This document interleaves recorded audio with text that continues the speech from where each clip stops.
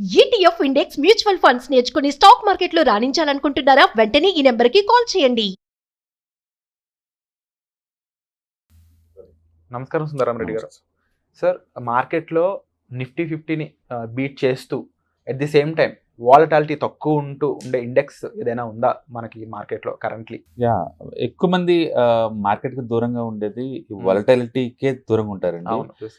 ఎందుకంటే stock market అంటేనే volatility అంటే పైకి వెళ్తే పర్వాలేదు కానీ డౌన్కి వెళ్తే ఎవరికైనా పెయినే అది.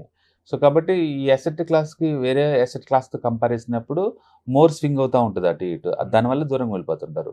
ఎందుకు ఇంటర్వ్యూలో లాస్ అవుతుంటారంటే ఈ టూ మచ్ స్వింగ్స్ తోటి అనమాట. ఇప్పుడు లెస్ వాలటాలిటీ ఉన్న ప్రొడక్ట్ అనుకోండి, అందరికీ అది యాక్సెప్టబుల్లే కదా.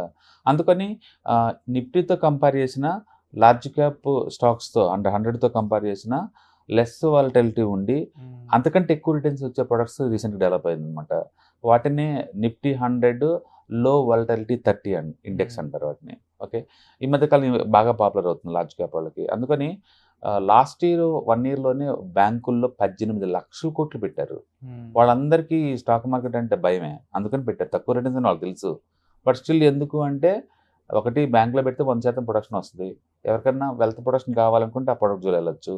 రెండోది, స్టాక్ మార్కెట్లో పెట్టామనుకోండి ఉండేపోవచ్చు, నాలెడ్జ్ లేకుండా పెట్టినా అది ఉండేపోవచ్చు. వాళ్ళు వాలటాలిటీ ఎక్కువ కాబట్టి భయం అనమాట.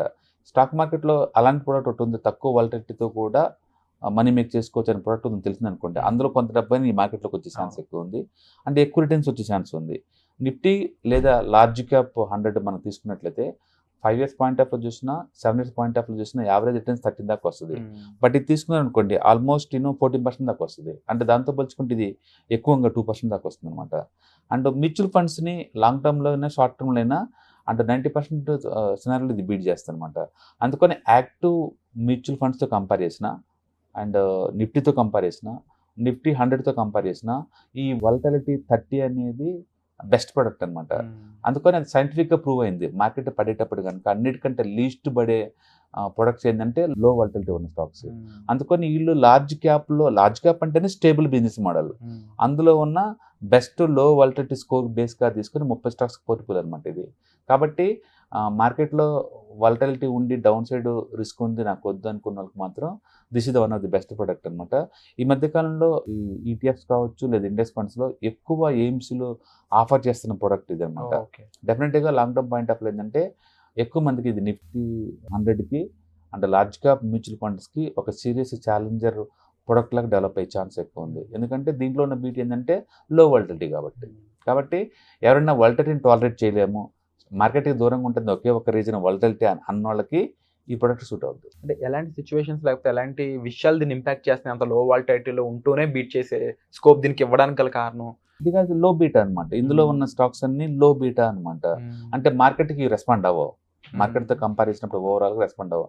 మామూలుగా ఏంటంటే మనం స్టాక్ మార్కెట్లో మనం ట్రేడింగ్ కానీ ఇన్వెస్ట్మెంట్ కానీ వచ్చామంటే స్టాక్ మార్కెట్లో ప్రతి ఒక్కరు తెలుసుకోవాల్సింది ఏంటంటే, ఒకటి ఏటీఆర్ అంటే యావరేజ్ 2 రేంజ్. ఒక ఎసెట్ ఎంత మూవ్ అవుద్ది, అరగంటకు కావచ్చు, పావుగంటకు కావచ్చు, గంటకు కావచ్చు, డైలీ కావచ్చు, వీక్లీ కావచ్చు, మంత్లీ కావచ్చు, అది ఎంత మూవ్ అయ్యే కెపాసిటీ ఉందో మనకు తెలిసేది ఏటీఆర్ అనమాట. రెండోది, యావరేజ్ ఏటీఆర్ కంటే ఎక్కువ మూవ్ అవుతుంటే దాన్ని మనం వాలటాలిటీ అంటాం. అంటే అది ఎక్కువ మూవ్ అవుతుంది అనమాట, దాన్ని వాలటాలిటీ అంటాం. తక్కువ మూవ్ అవుతుంది అనుకో దాన్ని నేరో రేంజ్ అంటారు. ఇలా కాకుండా ఓవరాల్ మార్కెట్తో పోల్చుకుంటే మన ప్రోడక్ట్ ఎక్కువ మూవ్ అవుతుంది అనుకోండి దాన్ని బీటా అంటారు. ఎక్కువ మూవ్ అవుతుంది అంటే హై బీటా, తక్కువ మూవ్ అయితే లో బీటా అనమాట. అందుకని మీరు స్టాక్ మార్కెట్ జోలు వచ్చారంటే లో బీటా అంటే ఏంటి, హై బీటా అంటే ఏంటి, వాలటాలిటీ అంటే ఏంటి, నేరో రేంజ్ అంటే ఏంటి, ఏటీఆర్ అంటే ఇవన్నీ తెలుసుకోవాలి. ఎందుకంటే మీరు డీల్ చేస్తున్న ప్రోడక్ట్కి అది టూ మచ్ వాలటాలిటీ ఉన్న ప్రోడక్ట్ కాబట్టి. అందుకని మీకు మార్కెట్ గురించి ఏం తెలియదు అనుకోండి, మీరు పడిద్దని భయం అంతే, మార్కెట్ గురించి ఏం తెలియదు అంటే. అందుకని అది పడితే ఎక్కువ పడకుండా ఉండే ప్రోడక్ట్ అయితే బాగుంటుంది కదా. అందుకని లో వాలటిలిటీ ఎప్పుడు కూడా డౌన్ సైడ్ మార్కెట్లో ఉన్నప్పుడు లీస్ట్ పడే ప్రొడక్ట్ అనమాట. ఇది లీస్ట్ పడే స్టాక్స్ అనమాట, వాటిని లో వాలటిలిటీ అంటారు. ఇవేంటంటే లెస్ స్టాండర్డ్ డివియేషన్ ఉంటాయి ఓవరాల్ మార్కెట్తో పోల్చుకున్నప్పుడు, లెస్ స్టాండర్డ్ డివియేషన్ అనమాట ఇది. అందుకని ఈ ప్రొడక్ట్ భయస్తులకి మార్కెట్ ఎక్కువ పడకుండా ఉండాలి అనుకున్న వాళ్ళకి బాగా సూట్ అయ్యే ప్రొడక్ట్ అనమాట. కాబట్టి ఓవరాల్ మార్కెట్తో పోల్చుకుంటే మన ప్రొడక్ట్ తక్కువ షేక్ అవుద్ది అనమాట. డౌన్ సైడ్ మార్కెట్లో ఇది ఖచ్చితంగా పర్ఫార్మెన్స్ బాగుంటుంది అనమాట హిస్టారికల్గా. అంటే మార్కెట్లో ఈ ఫండమెంటల్ ఫ్యాక్టర్స్ మనం చూసుకున్నప్పుడు ఏది క్వాలిటీ కావచ్చు, మూమెంటం కావచ్చు, లేదా వాల్యూ కావచ్చు, అల్ఫా కావచ్చు, ఓకే, బేటా కావచ్చు, వీటన్నిటితో పోల్చుకున్నప్పుడు ఏంటంటే తక్కువ డౌన్ సైడ్ రిస్క్ ఉన్న ప్రోడక్ట్ ఏంటంటే లో వాలటిలిటీ స్టాక్స్. అందుకని టాప్ 100లో ఉన్న లో వాలటిలిటీ ఒక 30 స్టాక్స్ని ఒక పోర్ట్ఫోలియోగా మనకు ఆఫర్ చేస్తున్నారు దీంట్లో. సో డెఫినెట్గా మీకు లార్జ్ క్యాప్ అంటేనే అందరు లైక్ చేస్తారు, ప్లస్ లో వాలటిలిటీ అంటే డౌన్ సైడ్ రిస్క్ తగ్గిద్ది అనమాట ఆటోమేటిక్గా. సో న్యాచురల్గా ఈ ప్యాక్ అందరికీ పనికి వస్తుంది. బట్ కొన్ని సినారియోలో సార్ మార్కెట్లో అంటే లార్జ్ క్యాప్లో ఉన్న కొన్ని కంపెనీస్ ఏవైతే ఉన్నాయో స్టడీ అయిపోతుంటాయి, అంటే లో ఫ్లోకి వెళ్ళిపోతూ ఉంటాయి కదా. Yeah. ఇక్కడ అలాంటి ఇబ్బంది ఏమైనా ఉందంటారా? ఇందులో ఫ్యాక్టర్ కేవలం తక్కువ స్టాండర్డ్ డీవియేషన్తో మోతున్న స్టాక్ లిస్ట్ గ్యాదర్ చేస్తారు తప్ప రిటర్న్స్ గ్యారెంటీ ఇవ్వరు. కానీ నిఫ్టీ 50తో పోల్చుకుంటే 10 years, 7 years, 5 years, 1 year point of లో, లార్జ్ క్యాప్ 100తో ఇండెక్స్తో పోల్చుకున్న 10 years, 7 years, 1 year, large cap active mutual ఫండ్స్తో పోల్చుకున్న 10 years, 5 years, ఇది బెస్ట్ రిటర్న్స్ వస్తుంది. కాబట్టి నువ్వు ప్రూవ్ చేయలేవు ఇందులో కూర్చుంటే స్టాక్స్ అనేది సైలెంట్గా ఉంటాయి అని.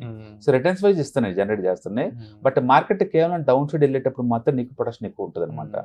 అందుకని one of the best product ఇది ఆ ఏరియాలో. అండ్ ముఖ్యంగా నిఫ్టీ తో కంపేర్ చేసినప్పుడు బెటర్ అన్నప్పుడు చాలా మంది వెంటనే చూపు వెళ్తుంది దాని మీద, డెఫినెట్గా టు పిక్ ఇట్ అనమాట.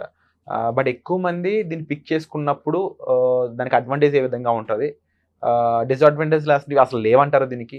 డిసడ్వాంటేజ్ లేదు అనే బదులుసి ఇండియన్ స్టాక్ మార్కెట్లో మూమెంటం బాగా పనిచేస్తుంది. మూమెంటం అంటే లాస్ట్ 6 months లేదా 12 months వచ్చిన రిటర్న్స్ బేస్గా తీసుకుని ర్యాంకులు ఇస్తారు.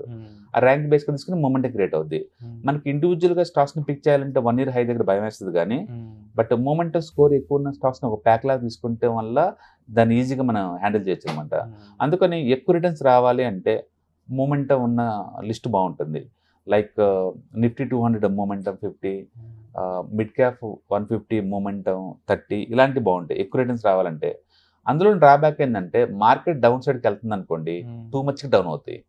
అందుకని నెక్స్ట్ 6 months మార్కెట్ కనుక బేర్ మార్కెట్ స్టార్ట్ అయింది అనుకోండి, నువ్వు మూమెంటం తీసుకుంటే ఎక్కువ లాస్ అవుతావు. బట్ అదే లో వాలటిలిటీ తీసుకున్నాను అనుకోండి, మార్కెట్ పడ్డా నాకు పెద్ద లాస్ అవ్వను, ఎంటర్ మార్కెట్తో పోల్చుకుని తక్కువ లాస్ అవుతాను. ఎక్కువ మంది భయపడేది డౌన్ సైడే కదా, అలాంటి వాళ్ళకి ప్రొడక్ట్ సూట్ అవుద్ది. అంటే డౌన్ సైడ్ రిస్క్ని ఇది మినిమైజ్ చేస్తుంది, అప్ సైడ్ అప్పుడు మామూలుగా రిటర్న్స్ ఇస్తుంది మిగతా వాటితో పాటు, పర్వాలేదు అట్లా అనమాట. అదే నువ్వు క్వాలిటీ అనుకోండి, ఈపీఎస్ రైజ్ అయ్యే లిస్ట్, అది ఈపీఎస్ రైజ్ అవుతున్న కంపెనీ లిస్ట్ అనమాట. క్వాలిటీ ఉంటే అది కూడా డౌన్ సైడ్ అప్పుడు మినిమం చేస్తాయి అంతకంత.